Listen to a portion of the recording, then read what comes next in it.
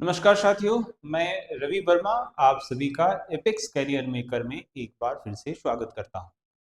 PYQ series के अंतर्गत last episode में आपने देखा था BACC के द्वारा आयोजित फील्ड असिस्टेंट की PT परीक्षा के प्रश्न का हल। और ये जो फील्ड असिस्टेंट की जो परीक्षा हुई थी वो 2025 में ही हुई थी, तो ये सबसे लेटेस्ट है। जो भी 2026 में परीक्षा देने जा रहे हैं उनके लिए काफी काफी हेल्पफुल होगा बदलते हुए पैटर्न को और जो क्वेश्चन पूछे जा रहे हैं उसको समझने के लिए। ये सेकेंड पार्ट है। पार्ट वन में मेरे पास रैंडम कुछ क्वेश्चंस मिले थे जिसमें लगभग कोई मैंने 40 से 50 क्वेश्चन मैंने आपको हल करवाया था। बाकी के जो क्वेश्चन हैं जिनकी संख्या भी लगभग 30-35 के आसपास होगी, तो उन्हें देखना है और समझना है। प्रश्नों का जो क्रम है वो रैंडम है, जहां कहीं से मुझे मिला है उसी तरीके से ये अरेंज्ड था, तो इसे ऐसे ही हमने रखा है। चलिए बिना देर किए हुए शुरू करते हैं। पहला प्रश्न, ऐसे क्रम में आप यहाँ 17 देख रहे हैं। पहला प्रश्न है, समुद्रगुप्त गुप्त वंश के ये सबसे महत्वपूर्ण शासकों में से एक हैं। समुद्रगुप्त की उपलब्धि को प्रशंसा करने वाली प्रयाग प्रशस्ति, प्रशस्ति का मतलब होता है प्रशंसा के शब्द, प्रशंसा के शब्द, ठीक है। समुद्रगुप्त की उपलब्धियों की प्रशंसा करने वाली प्रयाग प्रशस्ति की रचना किसने की थी? प्रयाग प्रशस्ति यानी कि ये मिला कहाँ था? तो वर्तमान के प्रयागराज में मिला था। ये कहाँ मिला था? वर्तमान के प्रयागराज में, ठीक है, जो इलाहाबाद भी कहा जाता है। तो वहां पे ये मिला था जिसमें समुद्रगुप्त की काफी प्रशंसा की गई। ये लिखा गया था हरिशेन के द्वारा। इसकी भाषा जो है, भाषा वो संस्कृत है, संस्कृत है। आपको मैं बता दूं कि गुप्त वंश गुप्त वंश को स्वर्ण काल माना जाता है, स्वर्ण काल। और समुद्रगुप्त को गुप्त वंश के सबसे ज्यादा विस्तार देने वाला व्यक्ति माना गया, विस्तार देने वाला। एक यूरोपियन इतिहासकार हुआ VS स्मिथ, उन्होंने समुद्रगुप्त को भारत का नेपोलियन कहा। समुद्रगुप्त को क्या कहा? भारत का नेपोलियन, ठीक है। तो कुछ इससे जुड़े हुए दो तीन बातें और भी मैंने आपके सामने। तो पहला प्रश्न ये था। चलते हैं अगले प्रश्न की ओर। जवाहरलाल नेहरू राष्ट्रीय सौर मिशन, सोलर इंडिया, कब शुरू किया गया था? तो ये परीक्षा 2025 में हुई है, लेकिन एक ऐसा कार्यक्रम जो थोड़ा पहले शुरुआत लिया गया था उसके बारे में पूछ दिया। और ये शुरू किया गया था 11 जनवरी 2010 को। ऐसे मैं आपको बता दूं, सोलर एनर्जी के बेहतर इस्तेमाल करने के लिए और भी बहुत सारे कार्यक्रम वर्तमान में सरकार के द्वारा शुरू किए गए हैं, जैसे PM सूर्य घर योजना, ठीक है। तो इसे आपको समझना है। चलिए आगे बढ़ते हैं। यानी कि इस सवाल ने हमें हिंट्स क्या दिया कि जो कुछ महत्वपूर्ण कार्यक्रम अभी या थोड़े पहले भी हुए हैं वो आपसे पूछे जा सकते हैं। अगला प्रश्न है, शांति स्वरूप भटनागर पुरस्कार किसके सम्मान में दिया जाता है? आपको मैं बता दूं कि शांति स्वरूप भटनागर पुरस्कार जो है वो विज्ञान के क्षेत्र में दिया जाता है, वैज्ञानिक अनुसंधान के क्षेत्र में दिया जाता है। क्यों? क्योंकि यहाँ पर एक ऑर्गेनाइजेशन है CSIR, और इसके संस्थापक ही थे शांति स्वरूप भटनागर। तो विज्ञान के क्षेत्र में जो बेहतर काम करते हैं उन्हें यह पुरस्कार दिया जाता है। यानी आपको क्या करना है? पुरस्कार एवं उनके क्षेत्र, यहां से भी प्रश्न आपको पूछा जा सकता है। ये तो है कि पुरस्कार किसने जीता, किसे मिला, लेकिन एक ये भी सवाल पूछा जाता है कि ये किस चीज के लिए दिया जाता है। तो ये दो दृष्टिकोण से हमें करके जाना चाहिए। शांति स्वरूप भटनागर पुरस्कार वैज्ञानिक अनुसंधान के लिए दिया। अगला, चंद्रयान 3 मिशन के लिए किस प्रक्षेपण यान का उपयोग किया गया था? आपको मैं बता दूं कि चंद्रयान 3 इसरो का, इसरो के द्वारा इसे प्रक्षेपित किया गया था, ठीक है। ये एक सफल मिशन था और ये 2-3 अगस्त 2023 को हुआ था। 2 या 3 अगस्त 2023 को हुआ था और ये चंद्रमा के दक्षिणी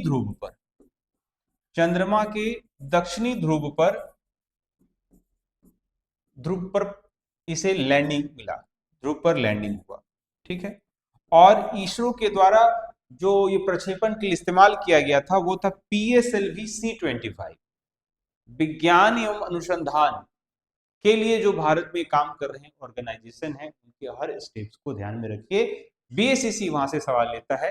तो इसरो के अलावा एक और ऑर्गेनाइजेशन है DRDO, defence research development organisation. इसके भी स्टेप्स को ध्यान में रखिए, क्वेश्चन पूछता है। ठीक है, चलिए अगले प्रश्न की ओर बढ़ते हैं। वरीय योजना 2012 से 17 पंचवर्षीय योजना है ये। यहाँ पे टाइपिंग एरर है।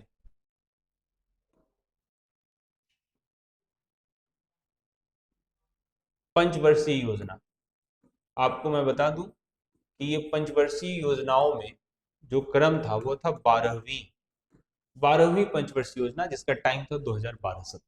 को निम्नलिखित में से कौन सा उपशीर्षक दिया गया? तो अब तो पंचवर्षीय योजनाएं नहीं इस्तेमाल किए जाते हैं। अब पंचवर्षीय योजनाओं की जगह पर नीति आयोग इस्तेमाल शब्द किया जाता है। और पंचवर्षीय योजना का लक्ष्य, समय और मॉडल, ये तीन चीज महत्वपूर्ण है।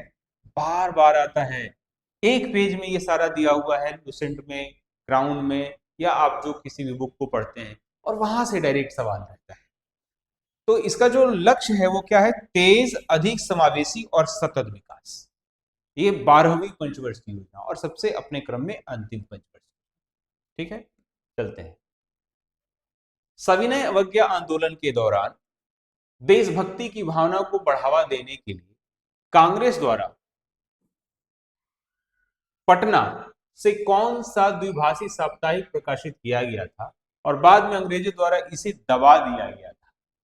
बड़ा इंटरेस्टिंग, बिहार स्पेशल पूछा है, बिहार स्पेशल सवाल है ये। ठीक है, तो ये सविनय अवज्ञा आंदोलन कब है? 1930, दांडी यात्रा के बाद सविनय अवज्ञा आंदोलन 1930। और जो शुरू किया गया था वो है बिहार सत्याग्रह समाचार। हाँ, कैमरा में आ रहा होगा, देखेंगे।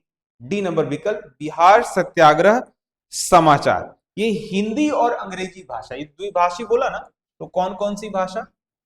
हिंदी एवं अंग्रेजी भाषा में ये प्रकाशित होती थी। ठीक है, अब यहां से दो तीन बातें हो गई, हिंदी में, अंग्रेजी में, और क्या नाम है, कब हुआ? 1930 में। ठीक है, इसमें एक और महत्वपूर्ण बात, ठीक है, इसमें एक और महत्वपूर्ण बात इसमें समझना पड़ेगा कि किसके द्वारा यहां पर शुरू किया गया था। ठीक है, तो मजरूल हक के द्वारा। मजरूल हक, आपको मैं बता दूं कि मजरूल हक के द्वारा 1921 में एक और मदरलैंड नामक पत्रिका शुरू किया गया था। तो देखो तो कितना शानदार हो गया, दो तीन बातें यहां से हो गई। चलिए अगले प्रश्न की ओर आगे बढ़ते हैं। बिहार की सीमा कितनी भारतीय राज्यों से लगती है? राज्यों से, तो देखो, बिहार के नॉर्थ में अगर जाएंगे तो नेपाल है। ठीक है, नॉर्थ में नेपाल है। साउथ में आएंगे तो झारखंड है। ईस्ट में आएंगे तो वेस्ट बंगाल है। और अगर वेस्ट में आएंगे तो यूपी है। यही है बिहार की चौहद्दी। अब आपसे सवाल पूछा कि बिहार की सीमा कितनी भारतीय राज्यों से होकर गुजरती है, तो ये तीन है। और एक देश नेपाल, नेपाल से ना 7 जिले, 7 डिस्ट्रिक्ट्स। ठीक है, तो आपको क्या करना है कि नंबर ऑफ डिस्ट्रिक्ट भी कर लीजिए, पूछ सकता है। कुछ कुछ ऐसे जिले भी हैं, जैसे यहां पर आएंगे तो वेस्ट चंपारण। वेस्ट चंपारण जो है वो नेपाल से भी और यूपी से भी। यहां पर आएंगे तो एक जिला आपको मिलेगा सासाराम, जो उत्तर प्रदेश से भी और झारखंड से भी, है ना, दोनों से ये मिलता है। यहां पर आएंगे तो साहेबगंज, वेस्ट बंगाल और झारखंड दोनों से भी। ठीक है, तो इस तरीके से आपको थोड़ा सा मैपिंग पे काम करना पड़ेगा। मैप से सवाल पूछा है, लेकिन बहुत हल्का सवाल, बहुत आसान। अगले प्रश्न की ओर आगे बढ़ते हैं। 28 नवंबर 1940 को पटना में व्यक्तिगत सत्याग्रह किसने शुरू किया? किसने युद्ध विरोधी नागरिक प्रतिरोध में बिहार की भागीदारी को चिन्हित किया? अब देखिए ये सवाल क्या पूछा। महात्मा गांधी के द्वारा व्यक्तिगत सत्याग्रह शुरू किया गया था, और व्यक्तिगत सत्याग्रह जो बिहार में लीड कर रहे थे वो आने वाले दिनों में बिहार के प्रथम मुख्यमंत्री बने श्री कृष्ण सिंह। ये पहले थे, ये पहले बिहार में पहले सत्याग्रही थे। ठीक है, फिर इसी तरीके से और भी लोग इनके पीछे खड़े होते चले गए। तो ये 28 नवंबर 1940 को बिहार में शुरू हुआ था व्यक्तिगत सत्याग्रह। ठीक है, आगे बढ़ते हैं। अधिकार परीक्षा रीट। अब देखिए कुछ रीट हैं, 5-6, उनको करके जाइए, वहां से सवाल रहता है। जैसे बंदी प्रत्यक्षीकरण, परमादेश, प्रतिषेध लेख, उत्प्रेषण, अधिकार परीक्षा लेख, जिसे अंग्रेजी में कहते हैं क्यो वारंट। मतलब क्या होता है? रीट अदालत द्वारा जांच करने के लिए जारी किया जाता है किसी व्यक्ति का सार्वजनिक पद पर दावा कानूनी रूप से वैध है या नहीं। ठीक है, तो डी नंबर विकल्प जो होगा इसका उत्तर हो जाएगा। ऐसे मैंने अभी आपके सामने जो 3-4 रीट के बारे में बात की, 5 रीट है: बंदी प्रत्यक्षीकरण, परमादेश, प्रतिषेध लेख और उत्प्रेषण। इसे भी जानना चाहिए। चलिए आगे बढ़ते हैं।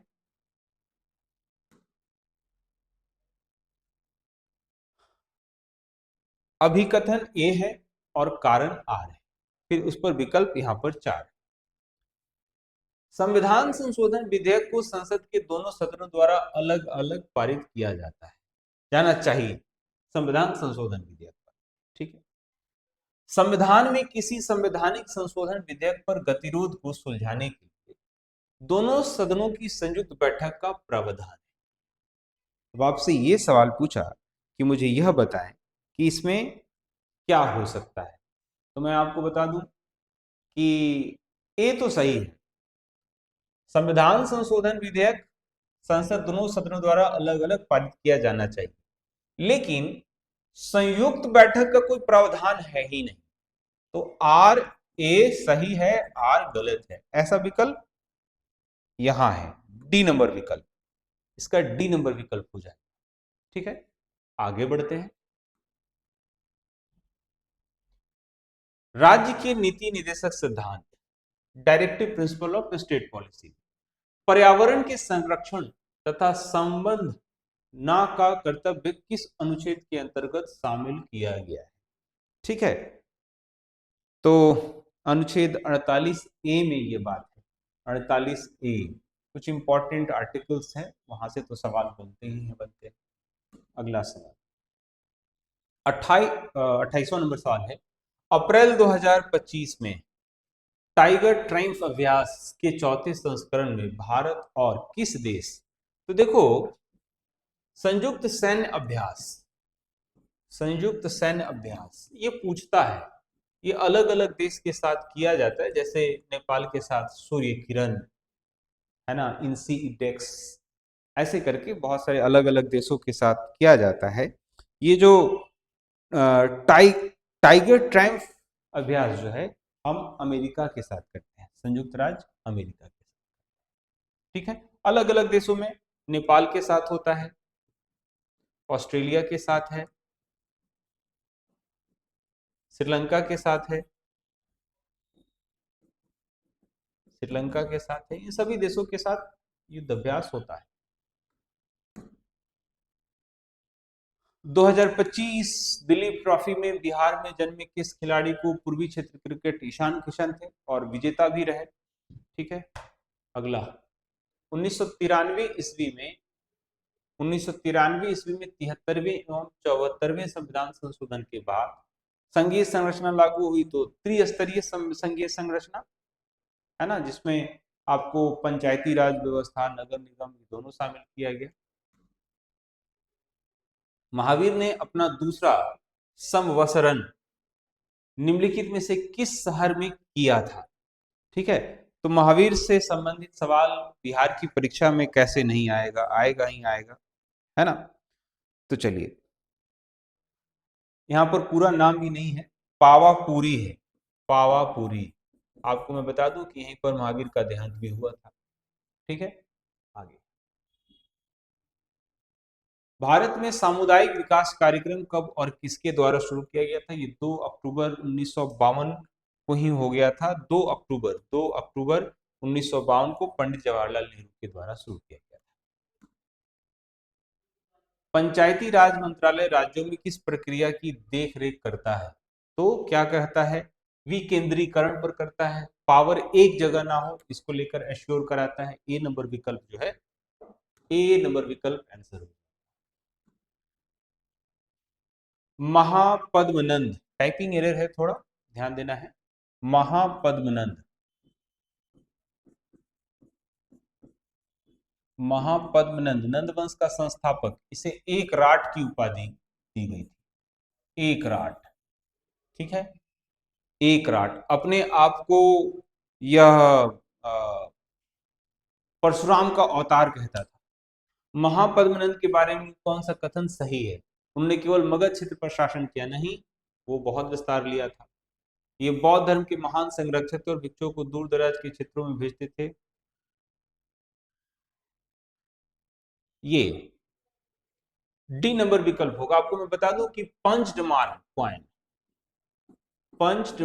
क्वाइन इन्हीं के समय में शुरू किया गया था। ठीक है, आर्थिक शक्ति को दर्शाते हुए सिक्के जारी किए, ये सही है, डी नंबर विकल्प सही होगा। और इसी समय मगध का विस्तार बहुत ज्यादा हुआ। नंद वंश में कुल 9 शासक हुए, जिसमें ये पहला और 9वां शासक जो है वो घनानंद हुआ, जो अंतिम शासक हुआ। और इसी को रिप्लेस करके चंद्रगुप्त मौर्य, चंद्रगुप्त मौर्य शासक बने। घनानंद के समय में ही सिकंदर का आक्रमण हुआ था। ठीक है, तो क्वेश्चन पूछता है सिकंदर का समकालीन कौन, कुछ इस तरीके से। चलिए अगले प्रश्न की ओर आगे बढ़ते हैं। कौन सी संधि भारत और नेपाल के बीच विशेष और अस्थायी संबंधों की आधारशिला है। 1816 की जो संधि है वो अंग्रेजों के समय की है, वर्तमान में नहीं। 2015 में जैसी कोई संधि, शांति और मैत्री संधि 1950, सी नंबर विकल्प सही है। इसी के तहत उत्तराखंड, हिमाचल और बिहार, इन तीनों जगहों पर जो नेपाल के साथ हम सीमा साझा करते हैं, कुछ जिले जो हमें नेपाल से प्राप्त हुए हैं वो इसी संधि के अंतर्गत मिले हैं 1950। भारत और नेपाल के बीच एक प्रमुख नदी परियोजना के लिए 1966 ईस्वी में समझौता किया गया था। वो क्या था, वो था कोशी नदी समझौता। क्योंकि आपको पता ही होगा कोशी नदी में पानी की मात्रा लगातार बढ़ जाती है और बाढ़ जैसे दृश्य बन जाते हैं। तो हम उसे रोकने के लिए जो उत्तर बिहार का जो क्षेत्र है, कोशी से प्रभावित क्षेत्र है, उसे बचाने के लिए समझौता किया गया। ठीक है, आगे बढ़ते हैं। इसरो द्वारा विकसित उस महिला मानव रूपी रोबोट का नाम क्या है। जो तो ये गगनयान मानव युक्त अंतरिक्ष मिशन शुरू किया गया था, इसरो के द्वारा शुरू किया गया था और उसका नाम है व्योम मित्रा। मैंने आपको बताया ना कि इसरो, डीआरडीओ जैसी संस्थानों के जो कुछ काम है उसे जरूर करें, सवाल के रूप में पूछा जाता ही रहा है।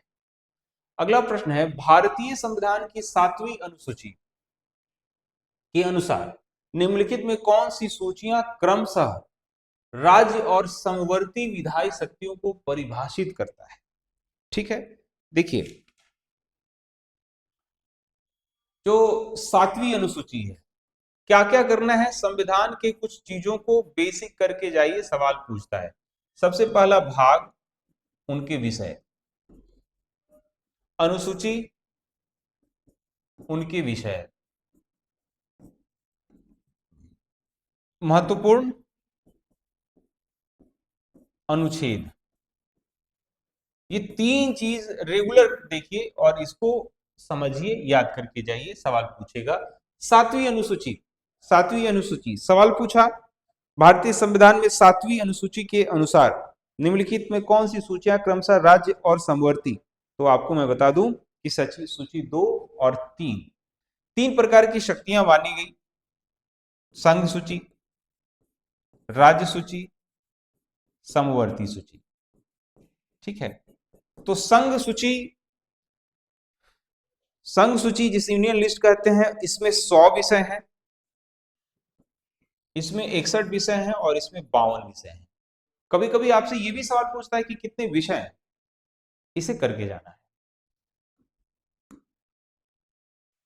लोकपाल एवं लोकायुक्त अधिनियम 2013 के अंतर्गत निम्नलिखित में से कौन लोकपाल के चयन हेतु चयन समिति का भाग नहीं है? पहले लोकपाल शब्द तो आपको ज्ञात ही होगा कि अन्ना हजारे का एक मूवमेंट चला था लोकपाल स्टेबलाइजमेंट को लेकर।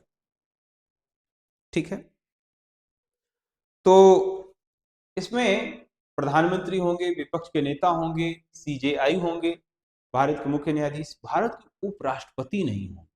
उपराष्ट्रपति का पद बड़ा अनोखा होता है, ये राज्यसभा के संचालन के लिए है, राष्ट्रपति की अनुपस्थिति में राष्ट्रपति के तौर पर काम कर सकता है, लेकिन जब तक राष्ट्रपति है तब तक उपराष्ट्रपति का कोई बहुत ज्यादा जिम्मेवारी नहीं है, सिर्फ सिवाय कि वो राज्यसभा का संचालन। तो ए बी सी तीनों सही है, ये नहीं। चलिए, विधान परिषद में सदस्यों के कार्यकाल के बारे में, विधान परिषद, विधान परिषद भारत के 6 राज्यों में है। ठीक है, 6 राज्यों में है, 1/6 स्ट्रिंग के साथ होता है, 40 से कम नहीं हो सकता है। ठीक है, बिहार में कितना है? 75 है। इसमें 1/6, इसमें 1/6 जो है वो क्या है? वो नॉमिनेटेड होता है, यानी बिहार में 12 राज्यपाल के द्वारा नॉमिनेटेड होता है। 6 वर्ष कार्यकाल होता है, कभी भंग नहीं होता, प्रत्येक 2 वर्ष पर एक तिहाई सदस्य जो है वो रिटायर करते हैं। ठीक है, राज्यसभा जैसा लगभग मामला है। अब देखते हैं इसमें कौन सा स्टेटमेंट जो मैंने बताया उसमें है। सी नंबर विकल्प, इसके 1/3 सदस्य हर दूसरे वर्ष सेवानिवृत्त होते हैं, सही है। बाकी सब के सब यहाँ पर गलत है, 5 वर्ष में ना भंग होता है। ठीक है, चलिए 6 राज्य कौन कौन है? यूपी 100, कर्नाटक 75, बिहार, महाराष्ट्र 78, बिहार 75, आंध्र प्रदेश 58, तेलंगाना में 40, 40 से कम नहीं हो सकता। ठीक है, चलिए आगे बढ़ते हैं।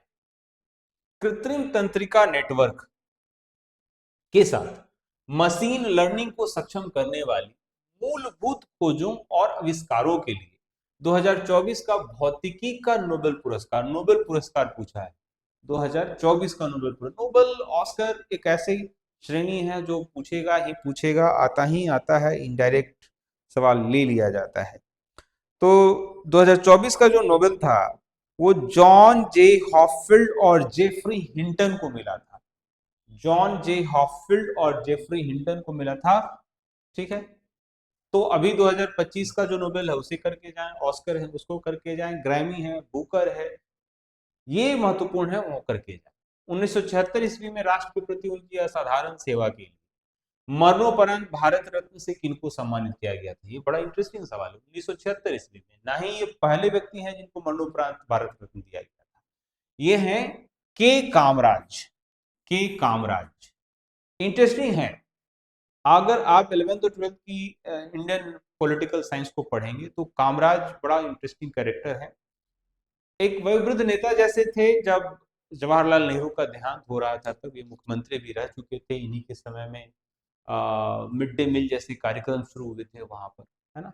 कुमारस्वामी कामराज, के कामराज, ऐसे सबसे पहला जो व्यक्ति जिन्हें देहांत के बाद मिला है वो लाल बहादुर शास्त्री हैं, उन्हें भारत रत्न सम्मान मिला है। उसके बाद बहुत सारे लोगों को मिला। अभी हाल फिलहाल जो भारत रत्न प्राप्त करता बिहार के भूतपूर्व मुख्यमंत्री रहे कर्पूरी जी ठाकुर को, उनको मिला। ठीक है, देहांत के बाद। चलिए आगे बढ़ते हैं।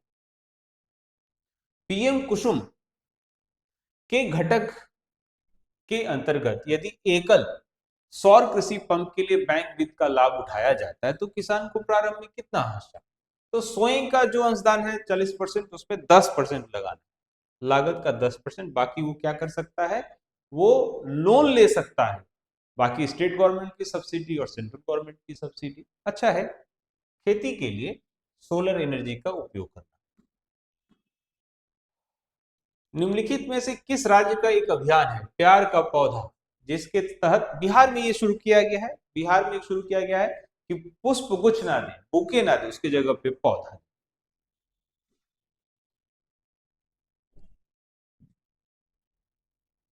संविधान सभा द्वारा भारत के संविधान की प्रस्तावना की स्थिति को अपनाई गई थी। ठीक है, प्रस्तावना अपनाई गई थी।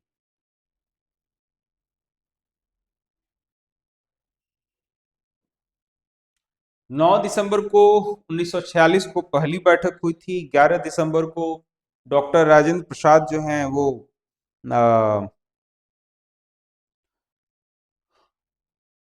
परमानेंट मेंबर बनते हैं। 13 दिसंबर को प्रस्तावना पाठ होता है जवाहरलाल नेहरू के द्वारा। उसके बाद संविधान काम करना शुरू करता है ना। और 26 नवंबर 1949 को ये अपनाया गया था प्रस्तावना। ठीक, चलिए, इसीलिए 26 नवंबर हम क्या मनाते हैं, संविधान दिवस मनाते हैं, संविधान दिवस।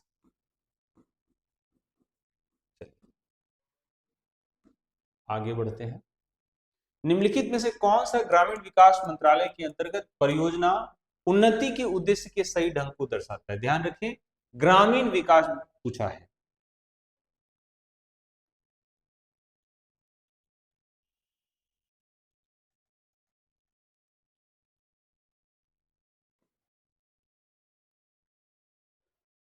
अब जो मनरेगा है उसकी जगह पे जी राम जी योजना को करके जाना है, लेकिन जिस समय अभी बहुत दिन पहले भी नहीं हुआ है, लेकिन फिर भी ये सवाल मनरेगा से है।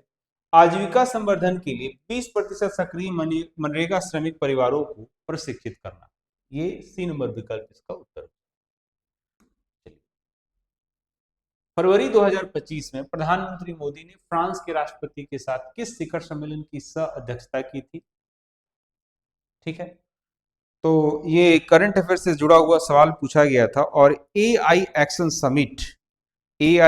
समिट की ये अध्यक्षता किए थे, आर्टिफिशियल इंटेलिजेंस से संबंधित हुई थी। फ्रांस के राष्ट्रपति इमैनुअल मैक्रो थे। ठीक है, सी नंबर विकल्प इसका उत्तर। 21 जून 2025 को 11वें अंतर्राष्ट्रीय योग दिवस कब मनाया जाता है, 21 जून को मनाया जाता है।